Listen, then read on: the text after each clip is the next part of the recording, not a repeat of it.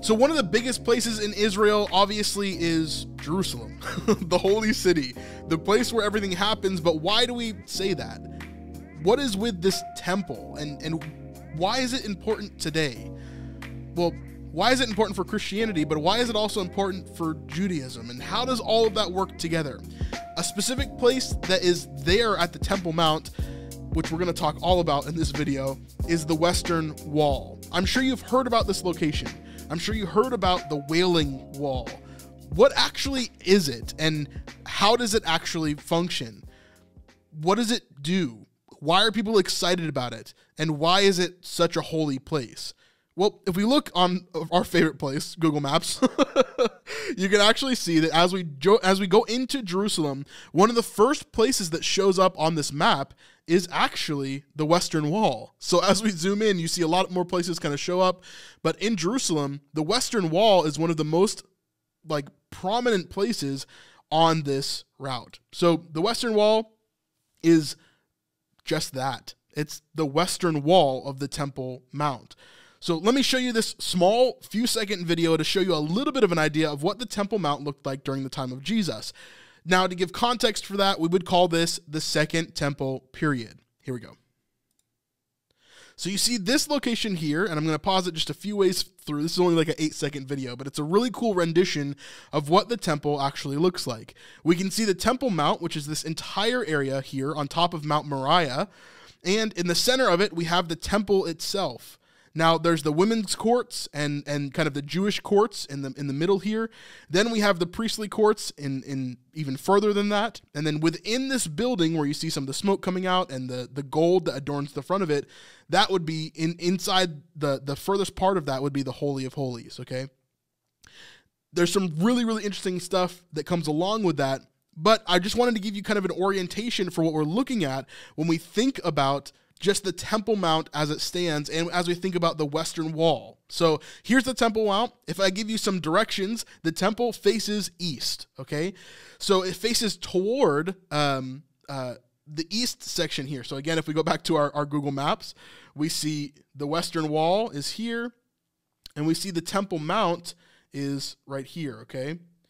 So we see the Temple Mount, the Dome of the Rock, which is there today, right? But we see the Western Wall is over here. So the temple would have been located in this section over here where the Dome of the Rock is. But the Western Wall is this section right here of the temple. Now the back section over here. So the far right section of what you're looking at here would be the Western Wall, okay? So the Eastern Wall over here is facing the Mount of Olives. Then on the far side where this big promenade is, this would be the southern side, and then what you're looking at the face of, closest to, behind my head, actually. Let me move out of the way real quick. So behind my head here, you would see the northern face of the Temple Mount, okay? So that's kind of orienting you, okay? So where is the Holy of Holies? Well, the Holy of Holies is right here, closest to the western side of the Temple Mount.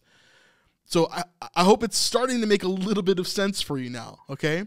Let me show you a little bit of what happens at the Western Wall today, especially in Judaism, but let's take a look. Here we go.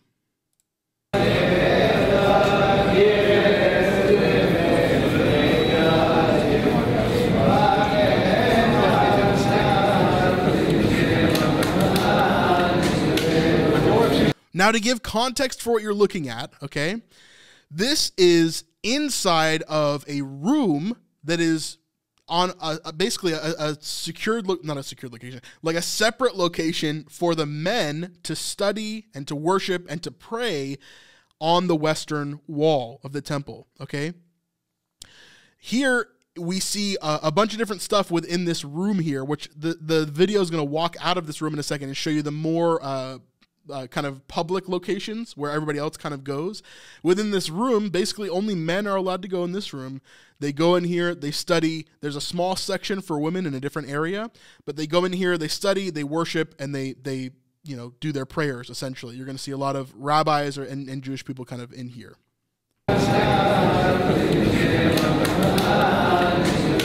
And of course, there you see as well a depiction of the temple, which of course they want to get back to because that is their center for worship.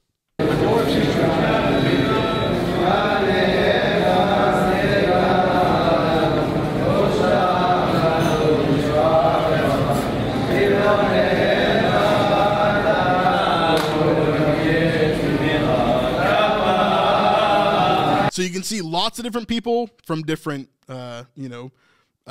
places, different areas. A lot of these people are tourists who are coming in, Jewish tourists who are coming in to pray in this room specifically. A lot of them are public people that come here every single day. A lot of the times you'll get looks like this from this guy to the left when you're in this room. Sometimes they get kind of annoyed with all the tourists coming in and taking pictures or doing different things. But when he walks out of this room, you can actually see the more public location where the Western Wall is here, and I'll mute it so you can watch it as we go through. So as we walk through, you can see a lot of the Hasidic Jews, a lot of the Orthodox Jews that are walking through. But out here is the public location of the Western Wall in Israel, okay? So if we look to the left, you see the wall extended. You're going to see a lot more tourists out here. You're going to see a lot more different things. But one thing that you'll realize in this area is that it is still all men. So if we look on the far side of the picture over here, you'll see a little yellow fence. That is fencing off the men's side from the women's side. The men get the left side and the women get the right side. Why is that? Well, that's because the Western Wall, right, the location where the Western Wall is kind of open, right, this would have been the Western Wall of the foundations to the Temple Mount, right? The Western Wall, the more left you go, let's talk about it that way. If you're looking at the Western Wall, the more left you go, the closer you are to the Holy of Holies. Because why? If we look at this picture again, the Western Wall is this back wall of this picture, meaning that the further left you go, closer to this temple, right, then that is closer to the Holy of Holies, the place where God resides, right? So in Judaism, they want to be as close as possible to that Holy of Holies. So much so that there's different tunnels and things that have been dug underneath the wall or next to the wall, the Temple Mount. And you can see these huge, large stones that Herod put in place in order to build this second temple. And even stones that are older than that, even stones that are from different eras. And it's really, really cool to see. However, in Judaism, of course, this is a massive piece of what they do and why so many people come here. Because, again, if you believe that in the center, that living in the Holy of Holies is the presence of God, and that's where the presence of God stays, of course, you would want to be as close as humanly possible to that thing, right?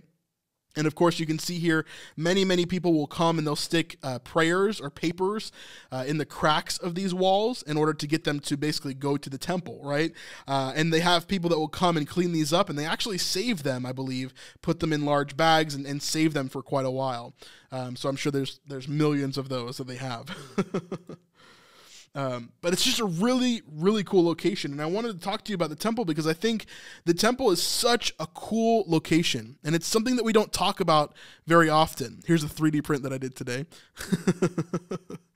Hey, real quick, if you're enjoying this video, I'd love for you to subscribe. Our goal right now is to pass Rabbi Jason Sobel in subscribers. So we need your help to do that. Thank you so much. It's just so cool. And I think that God can show us so much through this location. For example, when Adam and Eve were kicked out of the Garden of Eden, which direction did they get kicked out in? Well, they got kicked out to the east. And then there was cherubim that were sent to guard the Garden of Eden, right? Where does the temple face? The temple faces to the east.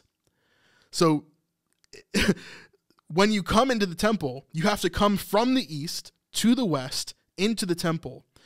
Now, not only that, but also, when does Jesus come back? Well, he comes back during his second coming, obviously. There's the resurrection of the saints. All this stuff happens. But where does he come from? He comes from the east,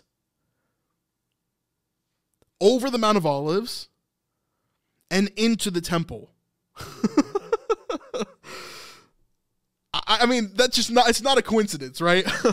Like, Christ setting us back to where we need to be. Where did he come from his triumphal entry? Well, he came from Bethany, then he went into hiding, then he came back through over the Mount of Olives, in through the eastern gate, and into the temple.